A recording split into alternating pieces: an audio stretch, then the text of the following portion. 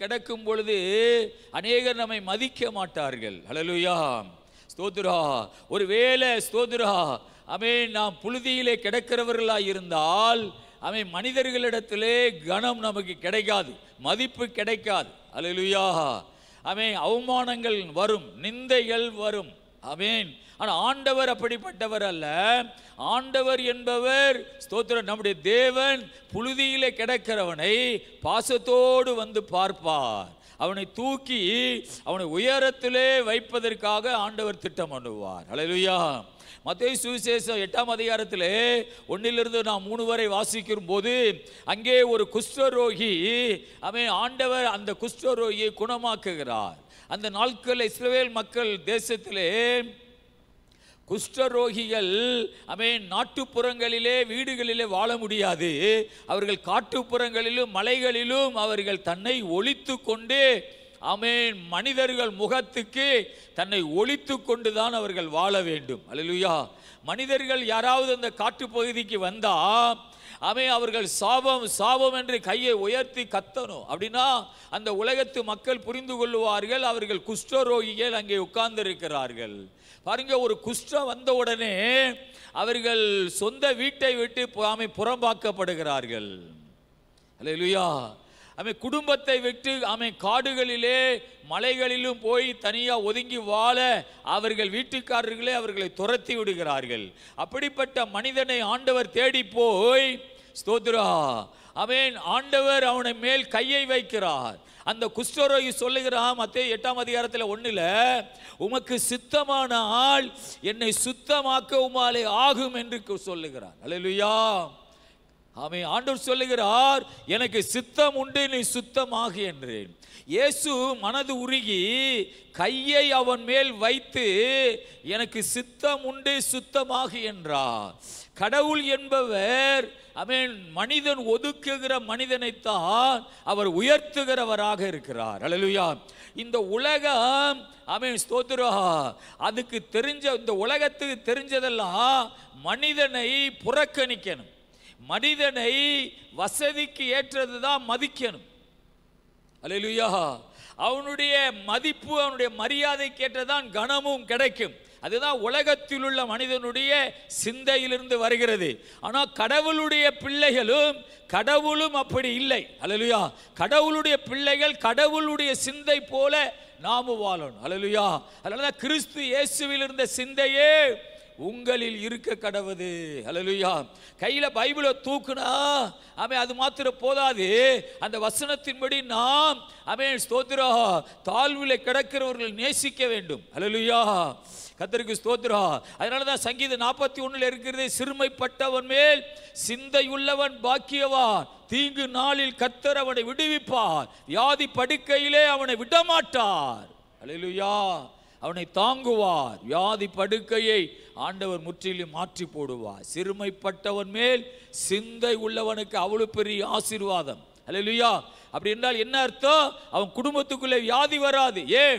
அவன் கஷ்டப்படுகிற பிள்ளைகளை நேசிக்கிறார்கள். ஆமென். அவர்கள் சபைக்கு போகிறார்கள், பைபிள் வேத வசனத்தின்படி எளியவர்களை நேசிக்கிறார்கள். ஆமென். தாழ்மையோடு நடக்கிறவர்களை கனம் பண்ணுகிறார்கள். அல்லேலூயா. விதவைகளை நேசிக்கிறார்கள், தரித்திரர்களை நேசிக்கிறார்கள், கைவிடப்பட்ட பிள்ளைகளை நேசிக்கிறார்கள். அதுதான் இந்த பைபிள் ஆண்டவர் நமக்கு சொல்லி கொடுத்திருக்கிறது. அல்லேலூயா. ஆக ஆண்டவர் இந்த குஷ்டரோகி மேல் தன்னுடைய கையை வைத்து ஆண்டவர் சொல்லுகிறார் எனக்கு சித்தம் உண்டு, நீ சுத்தமாக என்றார். அந்த ஜீசஸ் என்கிற படத்தில் ஆண்டவர் கையை அவன் மேலே கொண்டு போகும் பொழுது அவன் சொல்லுவான் என்னைய தொடாதீங்க உங்களுக்கு நோய் வந்துடும் அப்படி சொல்லி இப்படி ஒதுங்கி ஒதுங்கி போவான். ஆமென். ஆனால் ஆண்டவர் அவன் போக போக ஆண்டவர் போய் அவன் மேலே கையை வைப்பான். அல்லேலூயா. ஆண்டவருடைய கை அவன் மேலே வைக்கும் பொழுது இந்த உலகத்தில் எந்த மனுஷனுமே என் மேலே கை வச்சதில்லை, ஆனால் இவர் என் மேலே கை வைக்கிறாரே. அல்லேலூயா. ஆண்டவருடைய இருதயம் எப்படி இருக்கு என்றால் ஸ்தோத்திரா எந்த மனிதனின் நேசிக்க முடியாத, எந்த மனிதனும் தொட முடியாத காரியங்களை அவர் தொட்டு குணமாக்குவார். அல்லேலூயா. எந்த மனுஷனும் செய்ய முடியாததை இயேசு செய்வார். அதான் இயேசு என்பதற்கு அர்த்தம். அல்லேலூயா. அவன் மேலே கை வைத்தார், எனக்கு சித்தம் உண்டு, நீ சுகமாக என்று சொன்னார். உடனே குஷ்ட ரோகம் அவனை விட்டு நீங்கி போனது. அல்லேலூயா. குஷ்டம் என்பதற்கு மருந்தே கிடையாது. ஆனால் இயேசப்பா மருந்தாக இருக்கிறார். ஆமென். தீராத நோய்கள் எல்லாம் இயேசு நாமத்திலே சுகமாகும். அல்லேலூயா. நம்முடைய ஆண்டவர் அப்படிப்பட்ட ஒரு பரிகாரியா இருக்கிறார், ஒரு நல்ல டாக்டரா இருக்கிறார், நல்ல மருத்துவரா இருக்கிறார். நானே உன் பரிகாரியான கர்த்தர். அந்த குஷ்டரோகி அவன் திரும்ப குஷ்டரோகியாய் அலைவதில்லை, நல்ல சுகமான மனிதனாய், அல்லேலூயா, நல்ல வஸ்திரம் தரித்திருக்கிறவனாய், அநேக மக்களோடு உட்கார்ந்து பேசிக்கிறவனாய் அவன் ஸ்தோத்திரம் மாறுகிறான். அல்லேலூயா. புழுதியிலே கிடக்கிறவனை தூக்கி எடுத்து அவன் சிங்காசனத்திலே உட்கார வைப்பார். அல்லேலூயா. அவன் நடக்காததை நடக்க வைப்பார், முடியாததை முடிய வைப்பார். அவராலே கூடாத காரியம் ஒன்றுமே கிடையாது. அல்லேலூயா. கர்த்தருக்கு ஸ்தோத்திரம் உண்டாவதாக. ஆமென். இந்தியா ஆஸ்திரேலியாவோட மகளிர் பெண்கள் பிரிவில் உள்ள கிரிக்கெட்ல ஒரு பெண்ணு ஜெமிமா ரோட்ரிக்ஸ் அப்படின்னுங்கிற பெண்ணை ஆடி அந்த கிரிக்கெட்டில் அவள் ஒரு வெற்றியை கொண்டு வந்திருக்கிறாள். அல்லேலூயா.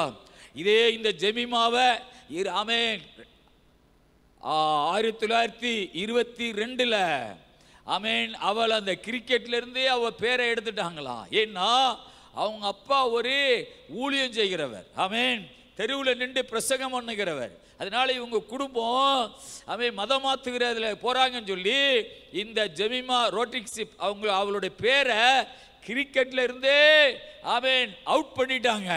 ஆனா இந்த 2025 அவ ஜெபம் பண்ணிட்டே இருந்திருக்கிறா. அல்லேலூயா. ஸ்தோத்திரம். அவள் ஆண்டவர் நோக்கி ஜெபித்து கொண்டே இருந்திருக்கிறார். ஆனால் இந்த 2025 இந்த நாட்களில் அவளை அந்த குறிப்பில் எடுத்து அவளே இந்தியாவை தலை நிமிர பண்ணி இருக்கிறாள். அல்லேலூயா.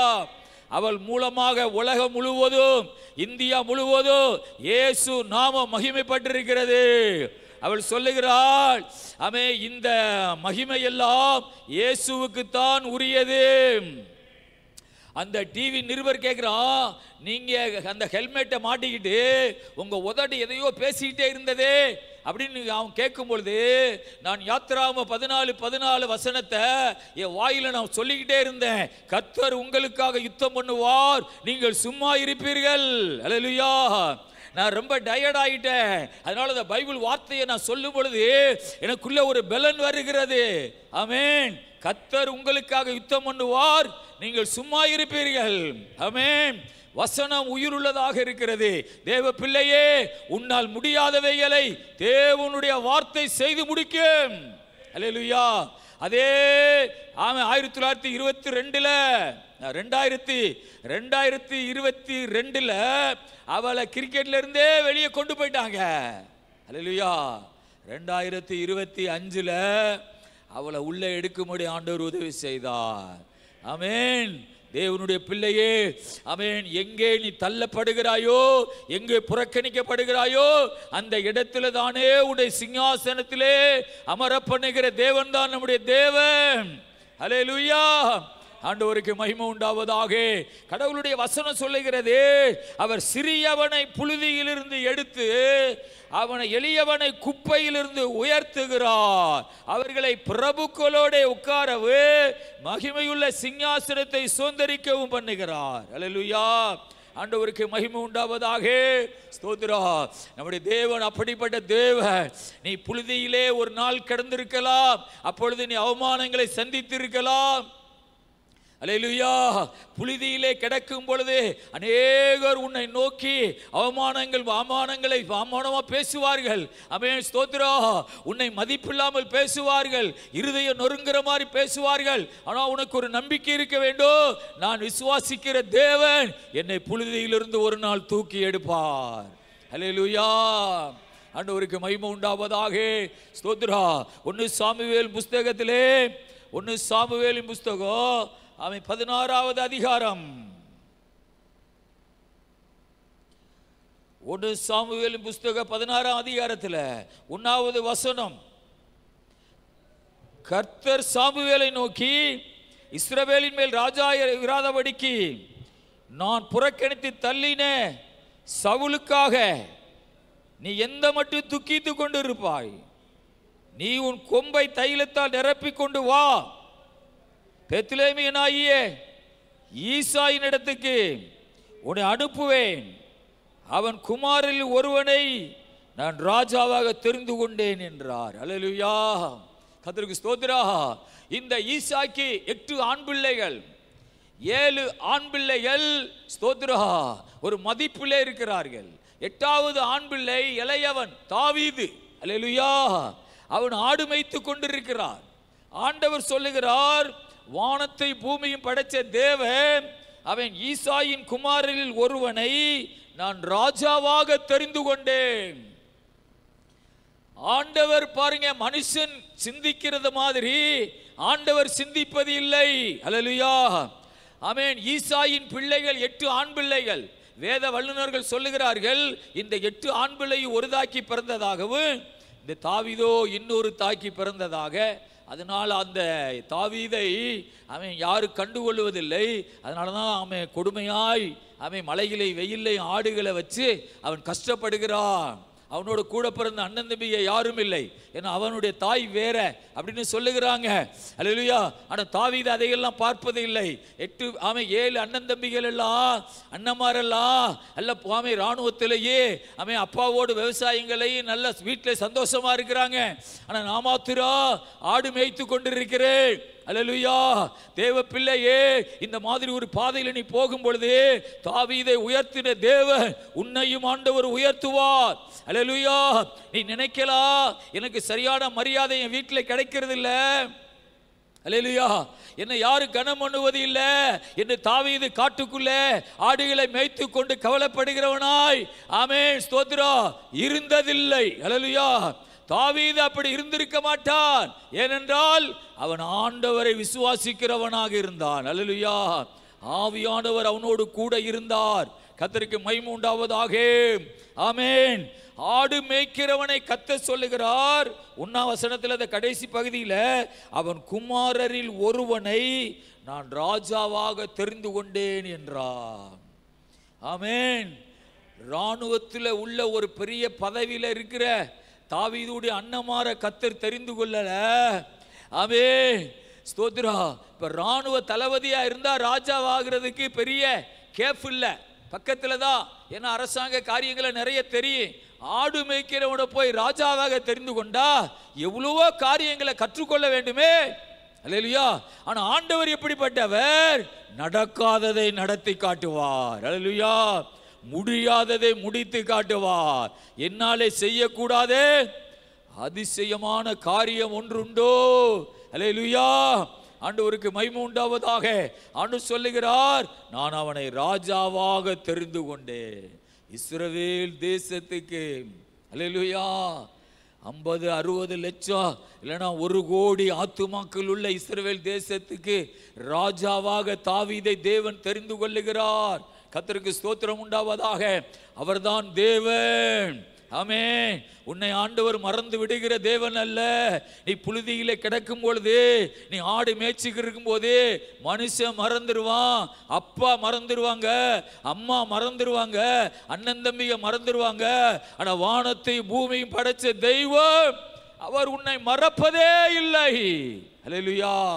நீ என்னால் மறக்கப்படுவது இல்லை என்று ஆண்டவர் சொல்லியிருக்கிறார். அல்லேலூயா ஸ்தோத்திரம். அதிலே 3ஆம் வசனம், ஈசாயை பலி விருந்துக்கு அழைப்பாயாக, அப்பொழுது நீ செய்ய வேண்டியதை நான் உனக்கு அறிவிப்பேன், நான் உனக்கு சொல்லுகிறவனை எனக்காக அபிஷேகம் பண்ணுவாயாக. அல்லேலூயா. 1 சாமுவேல் 16:3 ஆண்டவர் சொல்றாரு, ஆமென், ஈசாயின் பிள்ளைகளை பலி விருந்துக்கு அழைப்பாயாக, அவன் குமாரரில் ஒருவனை எனக்காக அபிஷேகம் பண்ணுவாயாக. ஆண்டவர் சொல்றாரு, யாருக்காக அபிஷேகம் பண்ண போற?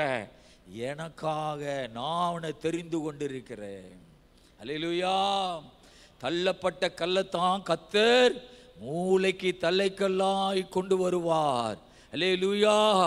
தூக்கி எறியப்பட்ட உன்னை அல்லேலூயா ஆண்டவர் தெரிந்து கொண்டார். அல்லேலூயா. கர்த்தருக்கு ஸ்தோத்திரம். அகஸ்டின் ஜெபக்குமாரன் அவங்க ஒரு கடைசியா ஒரு பெண் பிள்ளையை எடுத்து வளர்த்தாங்க. அல்லேலூயா.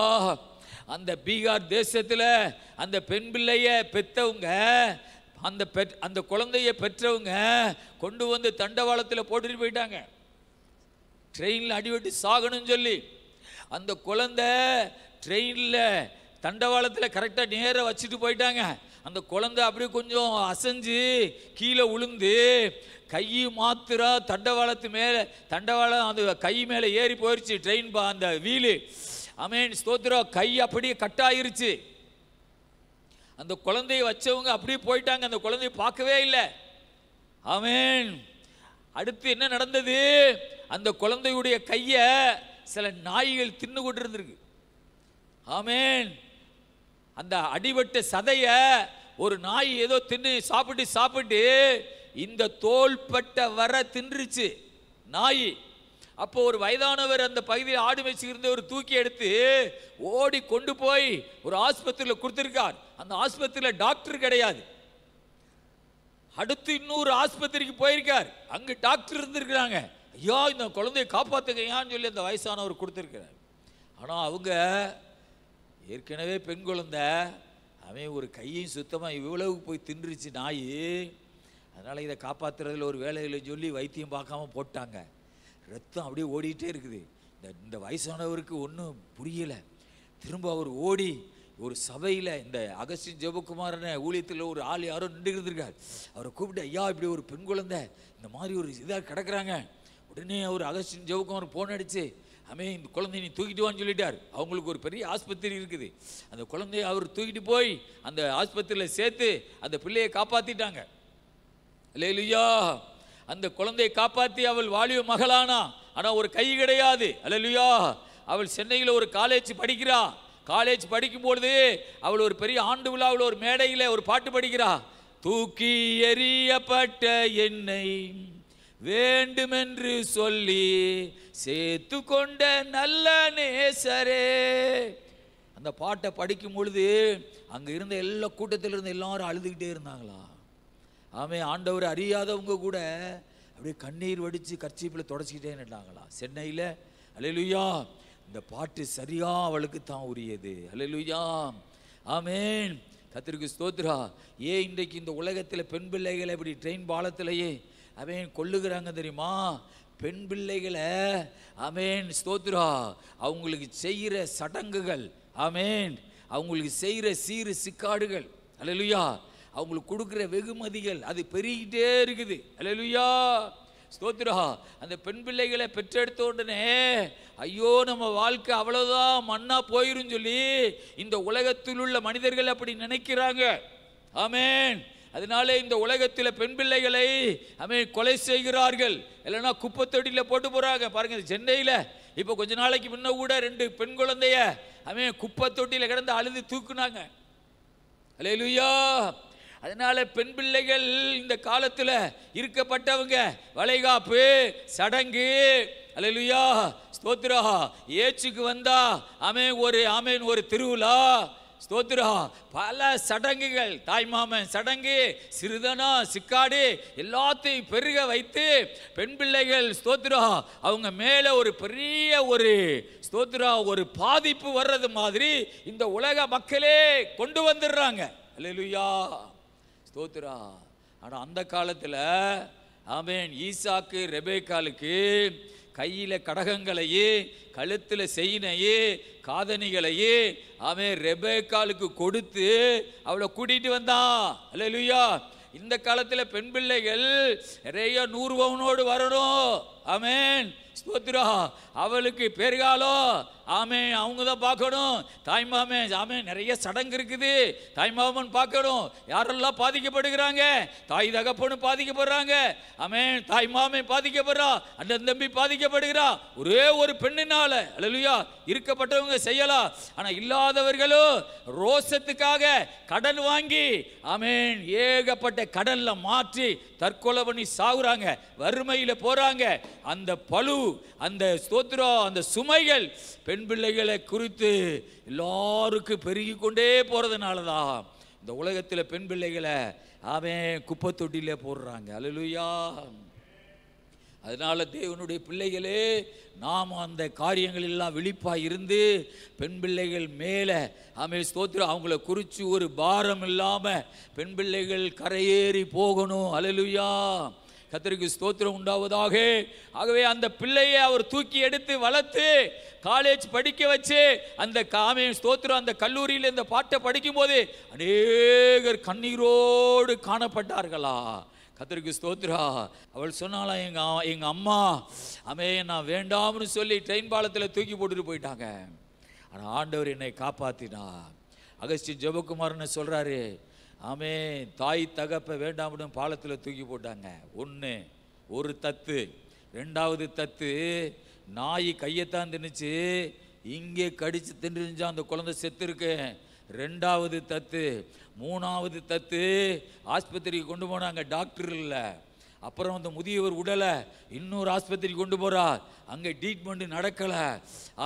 அது நாலாவது தத்து. அங்கிருந்து அந்த வயசானவர் ஸ்தோத்திரம் இவங்களுடைய சம்பந்தப்பட்ட ஒரு ஆளை கொண்டு வந்து கொடுக்கிறா. அங்கே அகஸ்டின் ஜெபக்குமாரன் ஆஸ்பத்திரியில் காப்பாற்றப்படுகிறார். இதில் ஏகப்பட்ட நரம்பு இருக்குது. பிளட்டு கசிகிறதுக்கு அதெல்லாம் அடைக்கிறாங்க, ரத்தத்தை உள்ள விடுறாங்க, காப்பாற்றுகிறாங்க. அந்த ஆபரேஷனில் பிழைக்கிறாள். ஆகவே தேவன் அவள் மேலே ஒரு கிருபை வச்சிருக்கிறார் என்று கண்டுபிடிச்சாங்க. அல்லேலூயா. இன்றைக்கு அவள் கர்த்தருடைய ஊழியத்தை ஸ்தோத்திரம் செய்கிறாங்க. ஆகவே ஆண்டவருடைய வசனம் சொல்லுகிறது, புழுதியிலே கிடக்கிறவனை தூக்கி எடுத்து சிங்காசனத்திலே உன்னை அமர பண்ணுவார். அல்லேலூயா. தாவீதை ஆண்டவர் சொல்லுகிறார், எனக்காக அவனை அபிஷேகம் பண்ணுவாயாக. அல்லேலூயா. ஆண்டவருக்கு மகிமை உண்டாவதாக. ஸ்தோத்திரா. ஆண்டவர் சொல்லுகிறார், யாருக்காக அபிஷேகம் பண்ண போற? எனக்காக அவனை அபிஷேகம் பண்ணுவாயாக. 1 சாமுவேல் புஸ்தகம் 16ஆம் அதிகாரம் 16 6 7 வாசிப்போம். அவர்கள் வந்தபோது அவன் எலியாவை பார்த்த உடனே, கர்த்தரால் அபிஷேகம் பண்ணப்பட்டவை இவன் தானாக்கும் என்றான்.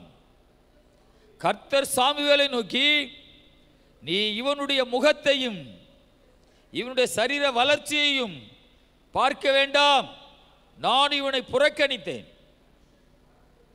மனுஷன் பார்க்கிறபடி நான் பாரேன், மனுஷன் முகத்தை பார்ப்பான், கர்த்தரோ இருதயத்தை பார்க்கிறார் என்றார். அல்லேலூயா. ஆண்டவர் சாமுவேலை பார்த்து சொல்லுகிறார், நீ ஸ்தோத்திரா பெத்லெகேமுக்கு போய் அங்கே ஈசாயின் பிள்ளைகளை பழி விருந்துக்கு அழைப்பாயாக, அவர்களில் ஒரு மகனை நான் ராஜாவாக தெரிந்து கொண்டிருக்கிறேன். சாமுவேல் அந்த கிராமத்துக்கு போகும் பொழுது அந்த ஊரார் எல்லாரும் பதறி அடிச்சு கொண்டு ஓடி வந்து, ஐயா நீங்க வருகிறது சமாதானம் தானா என்று கேட்கிறார்கள். சாமுவேல் ஒரு பெரிய தீர்க்கதரிசி. உங்க ஊரை ஆண்டவர் அழிக்க போறார், இல்லைன்னா உங்க ஆண்டவர் உங்களுக்கு நன்மை செய்ய போறார், ஏதோ ரெண்டுல ஒரு காரியத்தை தான் சொல்ல வருவார். உங்களை ஆண்டவர் ஆசீர்வதிப்பார், இல்லைன்னா நீங்க எல்லாரும் பாவம் பண்றீங்க, உங்க ஊர் மேல பெரிய நோய் வரப்போகுது, இல்லைன்னா 2 விசேஷத்தை கொண்டு வருவார். அதனாலதான் அவங்க கேட்கிறாங்க ஊருக்காரங்க, நீங்க வருவது சமாதானம் தானா? அவர் சொல்றாரு, நான் சமாதானம் தான், பழி செலுத்த வந்தேன், ஈசாயின் பிள்ளைகளை பழி விருந்துக்கு அழைக்க வந்தேன். அல்லேலூயா. அந்த ஊர்ல ஒரு பெரிய விசேஷம், சாமுவேல் தீர்க்கதரிசி நம்ம ஊருக்கு வந்திருக்கிறார். அல்லேலூயா. ஆனாலும் ஈசாயின் குடும்பத்தை பார்த்து சொல்லுகிறா, உன் பிள்ளைகளை பூரா நல்லா குளிப்பாட்டி நல்லா ட்ரெஸ் உடுத்தி எனக்கு முன்னாடி கடந்து போக பண்ணேன். அல்லேலூயா. அதே மாதிரி பண்ணுகிறான். ஆனால் தாவீதை அவங்க மறந்துட்டாங்க. அல்லேலூயா. நீ மனுஷன் யாரை மறக்கிறானோ அவனைத்தான் கர்த்தர் தெரிந்து கொள்ளுவார். அல்லேலூயா. ஆண்டவருக்கு மகிமை உண்டாவதாக. அப்போ அந்த பிள்ளைகள் எல்லாம் சாமுவேலுக்கு முன்னாடி கடந்து போக பண்ணுகிறா. எலியா அப்படின்னு சொல்ற ஒரு பேர் உள்ளவன் சாமுவேலுக்கு முன்னாடி போறா. எலியா என்றால் ஒரு பெரிய தீர்க்கதரிசி, இஸ்ரவேல் மக்களுக்கு தெரியும். ஆகவே பேர்ல சூட்டப் இருக்குது. எலியாவை கண்டவுடனே அவை கர்த்தரால் அபிஷேகம் பண்ணப்பட்டவர் இவன் தானாக்கும் என்றான். 6ஆம் அதிகாரம் 6ஆம் வசனத்தில், 16ஆம் அதிகாரம் 6ஆம் வசனத்தில். அல்லேலூயா. சாமுவேலுக்கு மாம்சத்தில் ஒரு எண்ணம் வருது, ஒரு நல்ல வளர்த்தியா இருக்கிறான், பார்த்தா சூப்பரா இருக்கிறான், இவனைத்தான் கர்த்தர் தெரிந்து கொண்டிருக்காரோ, பேரும் சூப்பரா இருக்குது, அல்லேலூயா அப்படின்னு மாம்சத்தில் யோசிக்கிறா. ஒரு பெரிய தீர்க்கதரிசி. இன்னைக்கு மனிதர்களும் அப்படித்தான் யோசிக்கிறோம். அல்லேலூயா. கர்த்தருக்கு ஸ்தோத்திரம். ஒரு ஆமென் ஸ்தோத்திரம். என் புருஷன் ரொம்ப அழகா இருக்காரு, அவரை மாதிரி அழகு இந்த உலகத்தில் வேற யாருமே கிடையாது. அல்லேலூயா. அப்படி என்று முகத்தை பார்த்து சுண்டி விட்டா ரத்த வருமியா. அல்லேலூயா. அப்படின்னு போய் மாட்டிக்கிறாங்க. ஆனா ஒரு சரக்கு ஒண்ணு கிடையாது. அல்லேலூயா. கர்த்தருக்கு ஸ்தோத்திரம். சில பெண்களை பார்க்கும்போது ரொம்ப அழகா பார்த்து ஆமென் ஆண்கள் விழுந்துடுறாங்க. ஆனா குடும்பத்தை நடத்துறதுக்கு ஞானம் இல்லை. ஆமென் ஸ்தோத்திரம். சில விசுவாசிகள் ஆமென் எங்க பாஸ்டர் அப்படி நடந்து வந்தா அவ்வளவு ஸ்டைலா இருக்குமியா.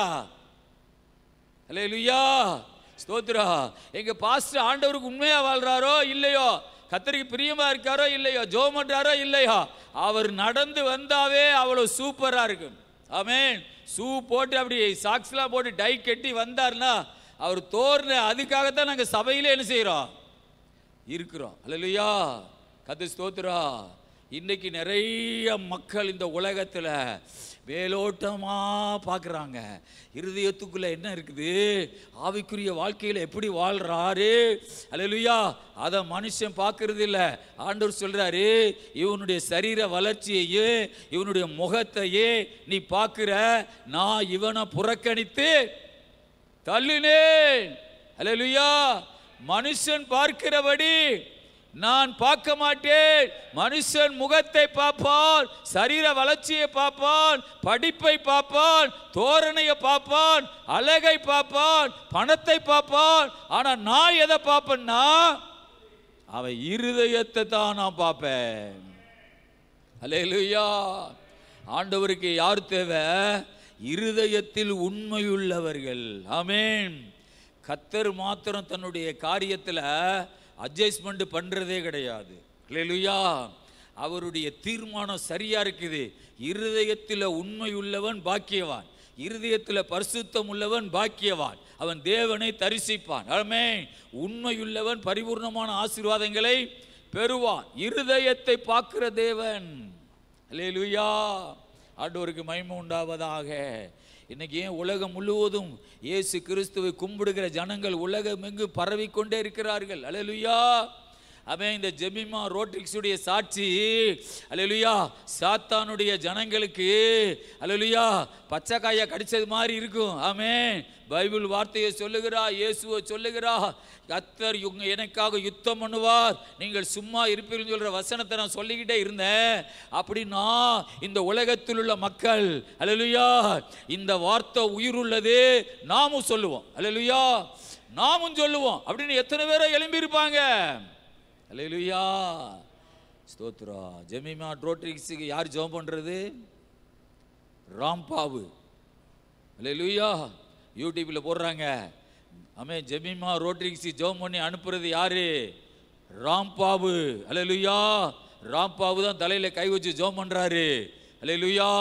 கர்த்தருக்கு ஸ்தோத்திரம். ஆவியானவர் உனக்கு பலத்தை தருவார். வேல்ட்டில் இந்த கிரிக்கெட் வேர்ல்டு கப்பில் ஆமென் செய்க்கும்படி கர்த்தர் உதவி செய்வார். ஒரு தூதனை உனக்கு அனுப்புவார். அப்படிலாம் அவன் ராம்பாவு ஜெபம் பண்ணுகிறார். நாங்கள் திருச்சியில் ஒரு ராம்பாவ் வீட்டுக்கு அவன் எங்கள் ஃபேமிலியிலேருந்து நாம வேன் முடிச்சு போனோம். அல்லேலூயா. நிறைய குருடர்கள் பார்த்தாங்க. அல்லேலூயா. நிறைய காது கேட்காதவங்க காது கேட்டுச்சு. அல்லேலூயா. கர்த்தருக்கு மகிமை உண்டாவதாக. ஒரு பெரிய தேவ மனிதன் அவர். ஆமென். சொந்த ஊர் கர்நாடகா, பெங்களூர். ஆனால் மும்பையில் அந்த சகோதரி தலையில் கை வச்சு ஜெபம் பண்ணுறாரு. அந்த சகோதரி மும்பையை சேர்ந்தவங்க, ஜெமிமா ரோட்ரிக்ஸ். அல்லேலூயா. கர்த்தருக்கு மகிமை உண்டாவதாக. ஸ்தோத்திரம். தேவ பிள்ளையே, ஆமென். ஆண்டவர் பெரியவரா இருக்கிறார். நம்முடைய தேவனுடைய வாக்குத்தத்தங்கள் எல்லாம் ஆமென் என்றும் இருக்கிறது. ஆமென். உங்கள் பலவீனமான நேரத்தில் ஆமென் வல்லமையான வார்த்தைகளை வாயில அறிக்கை பண்ணுங்க. கர்த்தர் எனக்காக யாவையும் செய்வார், கர்த்தர் எனக்காக யுத்தம் பண்ணுவார் அப்படின்னு பேசுங்க நீங்க. அல்லேலூயா. அந்த வசனம் உயிர் உள்ளது. வசனத்தை வாயில சொல்லிட்டே இருக்கணும். அல்லேலூயா. ஆண்டவருக்கு மகிமை உண்டாவதாக. ஆமென். ஸ்தோத்திரம். ஆண்டவர் சொல்லுகிறார், நான் இவனை புறக்கணித்தேன், எலியாவை புறக்கணித்தேன். மனுஷன் முகத்தை பார்ப்பான், கர்த்தரோ இருதயத்தை பார்க்கிறார் என்றார். அல்லேலூயா.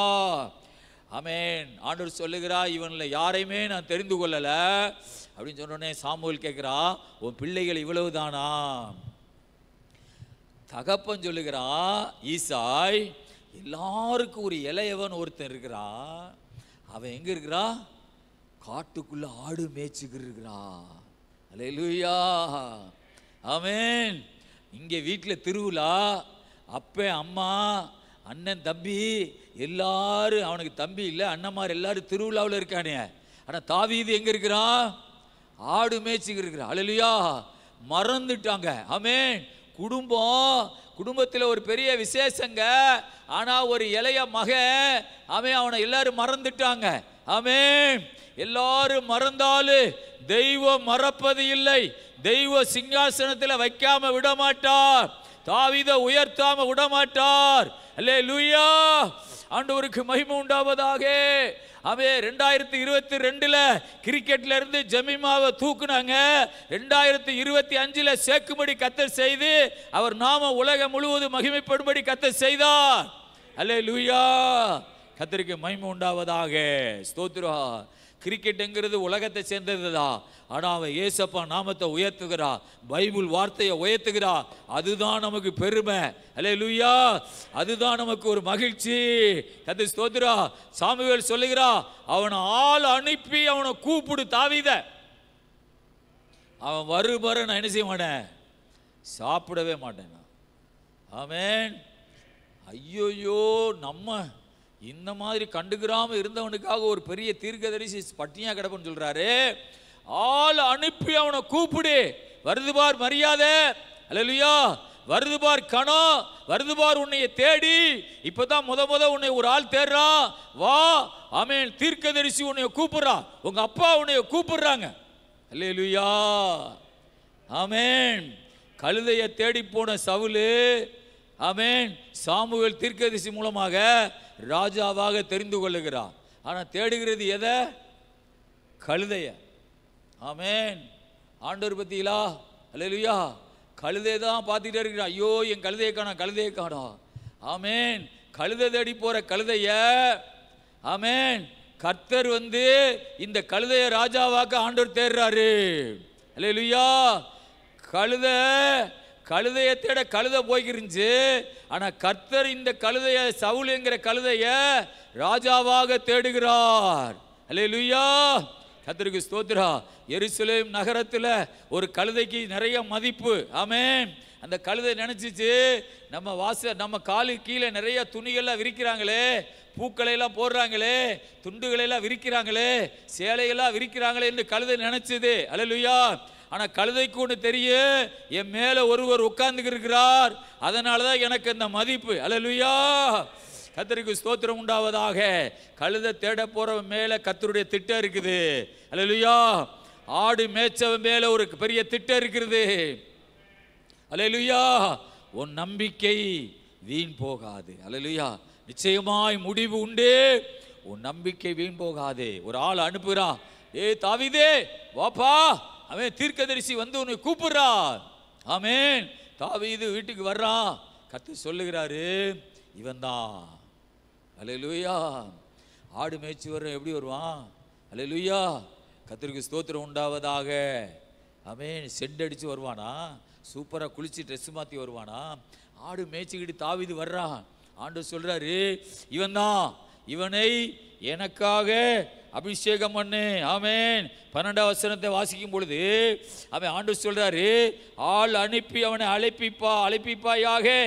அவன் சிவந்த மேனியும் அழகிய கண்களும் நல்ல ரூபமுள்ளவனுமாய் இருந்தான். அப்பொழுது கர்த்தர், இவன் தான், நீ எழுந்து இவனை அபிஷேகம் பண்ணு என்றார். உட்கார்ந்து அபிஷேகம் பண்ணக்கூடாது. சாமுவேல், எழுந்து நில்லு.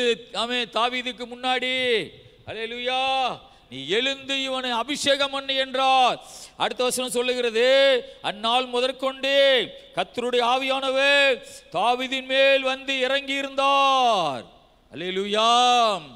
ஆமென். அந்நாள் முதற்கொண்டு கர்த்தருடைய ஆவியானவர் தாவீதின் மேலே வந்து இறங்கி இருந்தார். ஆமென். அப்பாவுக்கு புரிந்தது, அண்ணன் தம்பிகளுக்கு புரிந்தது, தாவீதை கர்த்தர் ஏதோ ஒரு நோக்கத்தோடு அழைச்சிருக்கிறார். அல்லேலூயா. கர்த்தருக்கு ஸ்தோத்திரம் உண்டாவதாக. அவன் மனிதன் உன்னை ஆடு மேய்க்க விடலாம், மனிதன் உன்னை குப்பையில் தூக்கி போடலாம், மனிதன் உன்னை புழுதியில் தூக்கி போடலாம். நீ அங்கே இருந்து நீ ஆண்டவர் மேலே நம்பிக்கையா இருப்பாய் என்றால், அல்லேலூயா, ஆமென், ஆண்டவர் மேலே நீ நம்பிக்கையா இருப்பாய் என்றால் அங்கே இருந்து கர்த்தர் உன்னை சிங்காசனத்துக்கு கொண்டு வருவார். அன்னாலே எல்லாரும் ஒதுக்குகிறார்கள். ஐயோ இவள் மலடி, ஆமென், இவள் குழந்தையை பெற்றெடுக்க முடியாத ஒரு மலடி ஆகிவிட்டாள் என்றால் எல்லாரும் அவளை ஏளனமாய் தூசிக்கிறார்கள், பேசுகிறார்கள், நிந்தித்து பேசுகிறார்கள். மனவேதனையோடு சாமி அன்னாள் இருக்கிறாள். அல்லேலூயா. ஆனால் ஆண்டவர் சமூகத்தில் வந்து அழுது ஜெபம் பண்ணினாள். ஆமென். பாருங்கள், நமக்கு வருகிற துன்பங்களில் நாம் ஜெபம் பண்ணாதான் ஆண்டவர் துன்பத்தை மாற்றுவா. புழுதியிலே கிடந்து இந்த புழுதியே போது, இந்த தூசியே போது, இந்த குப்பையிலே கிடந்து பிறழுவோம் இல்லை. கர்த்தர் என்னை ஒரு நாள் இந்த புழுதியிலிருந்து தூசியிலிருந்து தூக்கி எடுப்பா என்று ஜெபம் பண்ணணும். ஆண்டவரை நோக்கி கூப்பிடணும், அவரை நோக்கி கண்ணீர் வடித்து ஜெபிக்கணும். அவன் நிச்சயமாகவே முடிவு உண்டு.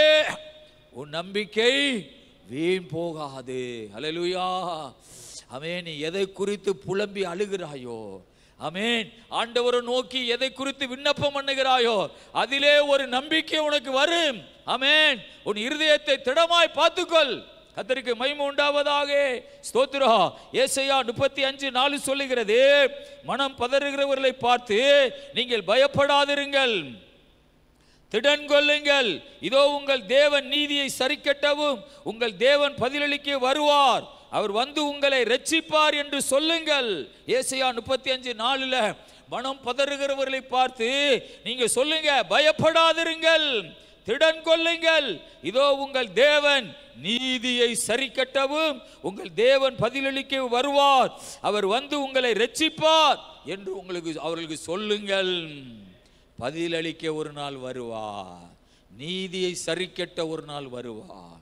மனம் பதறுகிறவர்களே நீங்கள் திடன் கொள்ளுங்கள், பயப்படாதிருங்கள். அல்லேலூயா. நம்முடைய தேவன் ஒரு நாள் பதிலளிக்க வருவா. உன் நம்பிக்கை வீண் போகாது. அல்லேலூயா. ஆண்டவருக்கு மகிமை உண்டாவதாக. ஸ்தோத்திரா. ஆடு மேய்த்து கொண்டிருந்த தாவீது அரசனாய் கர்த்தர் உயர்த்தினார். அல்லேலூயா. நம்முடைய தேவன் அப்படிப்பட்ட தேவன். அல்லேலூயா. உன்னிட ஒரு திறமையும் பார்ப்பது இல்லை, ஒரு டேலண்டரையும் ஆண்டவர் பார்ப்பது இல்லை. உனக்குள்ள ஒரு விசுவாசத்தை மாத்திரம் பார்க்கிறார், உனக்குள்ள ஒரு நம்பிக்கையை மாத்திரம் ஆண்டவர் பார்க்கிறார். அல்லேலூயா. ஆண்டவர் அதை மாத்திரம் தான் பாப்பா. நீ கடவுள் மேல நம்பிக்கை வைத்திருக்கிற அந்த நம்பிக்கை தான் உன்னை வீண் போக விடாமல் உன்னை ஆண்டவர் ஆடு மேய்க்கிற தொழிலிருந்து அரசனாய் கர்த்தர் தூக்கி கொண்டு வருவார். அல்லேலூயா. தாவீதோடு கர்த்தர் கூட இருந்தார். கர்த்தருக்கு மகிமை உண்டாவதாக. ஆண்டவர் என்பவர் அப்படிப்பட்டவர் தான். யோவான் 5ஆம் அதிகாரத்தில் 1 நான் வாசிக்கும் பொழுது, யோவான் 5ஆம் அதிகாரம் 38 வருஷமாய் ஒருத்தன் 38 வியாதிக்காரன் ஒரு படுத்து கிடக்கிறான். பெதஸ்தா குளத்தின் அருகே 38 வருஷ வியாதிக்காரன் ஒரு படுத்து கிடக்கிறார். இயேசு 33 வருஷம் தான் இந்த உலகத்தில் ஊழியம் செய்தார். 3 வருஷம் தான் இயேசு ஊழியம் செய்தார். அவருடைய ஆயுசு 33 வயது. ஆனால் அவனுக்கு 38 வயது. 38 வருஷமா வியாதி கொண்ட ஒரு மனுஷன் பெதஸ்தா குளத்தின் அருகே படுத்து கிடக்கிறான். ஆண்டவர் அவனை தேடி போகிறார். நீ சுகமாக வேண்டும் என்று விரும்புகிறாயா என்று ஆண்டவர் கேட்கிறார். அவன் சொல்லுகிறான், என்னை குளத்தில் முதல்ல இறக்கி விடுறதுக்கு எனக்கு யாரும் இல்லை ஆண்டவரே, என் குடும்பத்தில் எனக்கு யாரும் உதவிக்கு கூட இல்லை. ஆனால் மற்றவங்களாம் வியாதியா படுத்து கிடக்கிறாங்களே, அந்த தேவ தூதன் குளத்தில் வந்து இறக்கும் பொழுது உழக்கும் பொழுது மற்றவங்களாம் ஹெல்ப் பண்ணி ஃபர்ஸ்டா அந்த குளத்தில் தூக்கி போட்டுறாங்க. எப்பேற்பட்ட வியாதிக்காரர் இருந்தாலும் சுகமாகிடுவான் அந்த பெதஸ்தா குளத்தில். ஆனால் என்னைய தூக்கி விட யாருமே இல்லை. படுத்த படுக்கையா கிடக்கிற, 38 வருஷமா கிடக்கிற. அவன் சொல்லுகிற வார்த்தை என்ன? எனக்கு யாருமே கிடையாது, நோ ஹெல்ப். அல்லேலூயா. எனக்கு யாரும் உதவிக்கு இல்ல ஆண்டவரே. ஆண்டவர் சொல்லுகிறார், உன் படுக்கை எடுத்துக்கொண்டு நட. ஆமென். அவன் உடனே படுக்கையை எடுத்துக்கொண்டு நடந்து போனான். அல்லேலூயா. ஆமென். அங்க இருக்கிற மனிதர்கள் எல்லாரும் அவன் அவனை பார்த்து கிண்டல் பண்ணிக்கிட்டே இருப்பாங்க. அநாத பையன். ஆமென். ஸ்தோத்ரா. அவனை தூக்கி அவன் யாரும் அவனுக்கு உதவி செய்ய முடியல. ஆமென். அந்த குளத்தில் ஒரு தேவ தூதன் எப்போவாவது உழக்குவான்.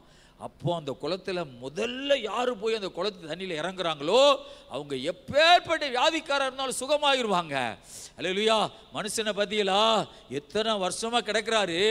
இந்த தடவை தேவ தூதன் உழக்கும் பொழுது ஒரு 5 பேர் சேர்ந்து இவனை முதல்ல குளத்துல தூக்கி போடுவா, இவனுக்கு நம்ம ஹெல்ப் பண்ணுவோம்னு சொன்னாங்களா. 38 வருஷம் நீ விழுந்து கிடக்கும் போது உன்னை பார்த்து சிரிக்கத்தான் ஆள் இருக்கு. உன்னை தூக்கி விட இந்த உலகத்தில் வேற யாரும் இல்ல. ஏசப்பா மாத்திரமே உன்னை தூக்கி விடுவார். ஹல்லேலூயா. கர்த்தருக்கு ஸ்தோத்திரம் உண்டாவதாக. பானையில சோறு இருந்தா பூனைகளும் சொந்தமாடான்னு சொன்ன மாதிரி காசு இருந்தா சொந்தமெல்லாம் வரும். நீ நல்லா சிரிக்கும் பொழுது உன்னோடு கேந்து சிரிக்க ஆட்க வருவாங்க. நீ அழுகும் பொழுது தனியாத்தான் அழுகணும். ஹல்லேலூயா. ஸ்தோத்திரா. ஆமென். துட்டு இருந்தா அல்லேலூயா சொந்த பந்தெல்லாம் வரும். துட்டு இல்லட்டா நீ தனியா தான் கிடக்கணும். இந்த மனுஷன் தனியா கிடக்குறான். எல்லாரும் கேள்வி பண்றாங்க. பாரா நம்ம ஸ்தோத்ரா இவனை இப்படியே கிடக்கிற மாதிரி சிரிக்கிறாங்க. நம்ம எல்லாம் சேர்ந்து ஒரு 5 பேர் சேர்ந்து இவனை ஃபர்ஸ்ட் இப்ப தூக்கி போடுவோம் அப்படின்னு வந்தாங்களா? இல்ல. மனுஷன் அப்படித்தான். ஆமென். ஆனா இயேசு அப்படி கிடையாது. ஹல்லேலூயா. அவனை எல்லாரும் கிண்டல் பண்றாங்க தான், பரியாசம் பண்றாங்க தான், அவனை படுக்க போட்டுட்டு எல்லாருமே வேடிக்கை பார்க்கறாங்க தான். நான் வர்றேன்டா. ஹல்லேலூயா. நான் வாரேன், உன்னை தூக்கி சுகமாக்க வாரேன். ஆமென். குளத்து தண்ணியில் அல்ல, தெய்வீக வல்லமையில் ஒரு சுகத்தை உனக்கு கொடுக்க வருகிறேன். ஹல்லேலூயா. அந்த நாத்தமான அந்த பாசி உடிச்ச தண்ணியிலிருந்து வர சுகம் அல்ல, பவர்ஃபுல் பரிசுத்தமான ஒரு சுகமளிக்கிற வல்லமையின் மூலமாக உன் மேல இறங்க போகிறது. ஹல்லேலூயா. அப்படிப்பட்ட ஒரு தெய்வத்தை தான் நம்ம ஆராதிக்கிறோம். ஹல்லேலூயா. ஆண்டவருக்கு மகிமை உண்டாவதாக. ஆமென். ஸ்தோத்திர. இயேசு ஆமென் 12 வருட பெரும்பாலுள்ள ஸ்திரீ மேல சுகமளிக்கிற வல்லமை அவள் மேல விளங்கிற்று. ஆமென். அவள் பூரணமாய் சுகமானார். அப்படிப்பட்ட ஒரு ஆமென் ஸ்தோத்திரம் சூப்பர் பவரான கர்த்தருடைய வல்லமை அவன் நம்மை சுகமாக்கும். ஆண்டவர் அவனை சுகமாக்கினார். அவன் படுக்கை எடுத்துக்கொண்டு வீட்டுக்கு நடந்து போனான். ஆமென். நம்முடைய ஆண்டவருடைய விருப்பம் என்ன தெரியுமா? ஆமென். எனக்கு சித்தம் உண்டு, நீ சுத்தமாக நீ சுகமா வாழ்றதா ஏசப்பாவுடைய விருப்பம். அல்லேலூயா. இன்னும் ஒரே ஒரு வசனத்தை நான் வாசித்து நான் முடிக்க போகிறோம். லூக்கா சுவிசேஷம் 13ஆம் அதிகாரம். லூக்கா சுவிசேஷம் 13ஆம் அதிகாரத்தில் ஆமென் ஸ்தோத்திரா. லூக்கா 13ஆம் அதிகாரத்தில் 18வது வசனம் நானே வாசிக்கிறேன். அவர் அவர்களை நோக்கி, தேவனுடைய ராஜ்யம் எதற்கு ஒப்பாயிருக்கிறது? அதை எதற்கு ஒப்பிடுவேன்? அது ஒரு கடுகு விதைக்கு ஒப்பாயிருக்கிறது. அதை ஒரு மனுஷன் எடுத்து தன் தோட்டத்தில் போட்டான். அது வளர்ந்து பெரிய மரமாயிற்று. ஆகாயத்து பறவைகள் வந்து அதன் கிளைகளில் அடைந்தது என்றார். அல்லேலூயா. ஆண்டவருக்கு மகிமை உண்டாவதாக. ஆண்டவராய் இயேசு கிறிஸ்து ஒரு ஓமையை சொல்லுகிறார். தேவனுடைய ராஜ்யம் எதற்கு ஒப்பா இருக்கிறது? அது ஒரு கடுகு விதைக்கு ஒப்பா இருக்கிறது. அல்லேலூயா.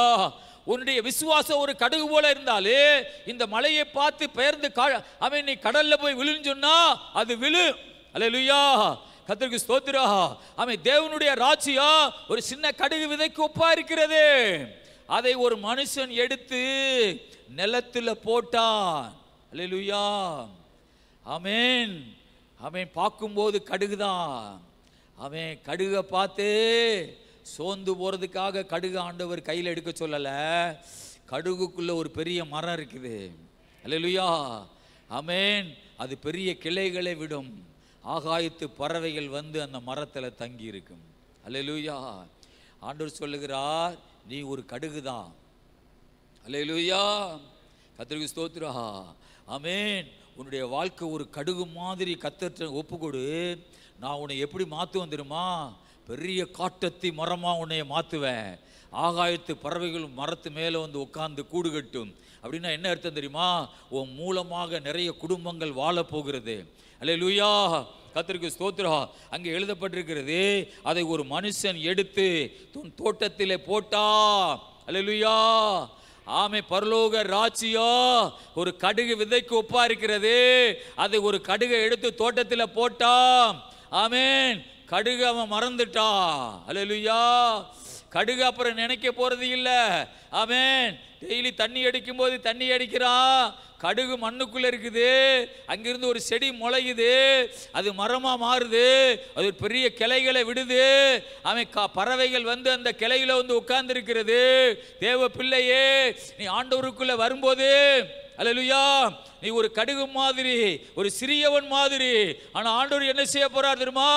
பிரபுக்களோடு உட்கார வைக்க போவா. பெரிய மரமா உன்னை மாத்துவார். வசனம் சொல்லுகிறது, அது வளர்ந்தது. ஆமென். லூக்கா 13:19 அது வளர்ந்து, ஆமென், நீ வளருவாய், நீ உயருவாய். அல்லேலூயா.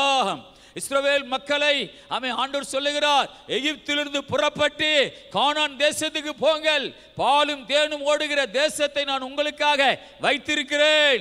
பார்வோனுக்கு தெரியும் இவர்களை வளர விடக்கூடாது. அல்லேலூயா. இன்றைக்கு இஸ்ரவேல் தேசத்துக்கு விரோதமா 47 நாடுகள் ஸ்தோத்திரா இஸ்ரவேலுக்கு விரோதமா வருது. ஆனா எகிப்து இன்னும் ஒரு அமைதியாவே இருக்கிறா. ஏன்? உங்க சாமிகிட்ட அடி வாங்கினது போதும்டா சாமி. அல்லேலூயா. ஸ்தோத்திரா. பக்கத்து நாடுதான் எகிப்து. அப்படியே சேட்டை பண்ணாம அமைதியா இருக்கிறா. ஏன் தெரியுமா? ஏற்கனவே கர்த்தர்ட்ட நிறைய அடி வாங்கிட்டா, அதனால அமைதியாவே இருக்கிறா. துருக்கிக்கார சேட்டை பண்றா இஸ்ரேலுக்கு விரோதமா. அவன் சவுதி அரேபியா சேட்டை பண்றா இஸ்ரேலுக்கு விரோதமா. பாகிஸ்தான்காரன் சேட்டை பண்றா இஸ்ரேலுக்கு விரோதமா. ஆனா பாகிஸ்தான் பக்கத்து நாடு அமைதியாவே இருக்கிறான். ஏன்? 10 வாதைகள்ல கடைசி வாத அவன் மூத்த தலைச்சன்கள் சங்கரிக்கப்பட்டது. ஆமென். இரவுல ஆமென் கூக்குரல், மரண கூக்குரல் எகிப்து முழுவதும் கேட்கப்பட்டது. நம்முடைய தேவன் பெரிய வல்லமையுள்ளவர். ஹல்லேலூயா. ஆமென். ஆமென். பார்வோன் சொல்லுகிறார், உன் ஜனங்களை நான் விட மாட்டேன். கர்த்தர் சொல்லுகிறார், நாளைக்கு விடுவான் பாரு. ஹல்லேலூயா. என்னுடைய பலத்த கையின் வல்லமைய அவன் காண போகிறா. ஹல்லேலூயா. ஆபிரகாம், ஈசாக்கு, யாக்கோவுக்கு சர்வ வல்லமையுள்ள தேவனுடைய நாமத்தில் நான் அவர்களுக்கு தரிசனமானேன். யாத்திராம் 6ஆம் அதிகாரத்தில் சொல்லப்பட்டிருக்கிறது, நான் யெகோவா என்கிற நாமத்தில் எகிப்தில் கிரியைகளை செய்ய போகிறேன். ஆமென். நான் யாரு? யெகோவா.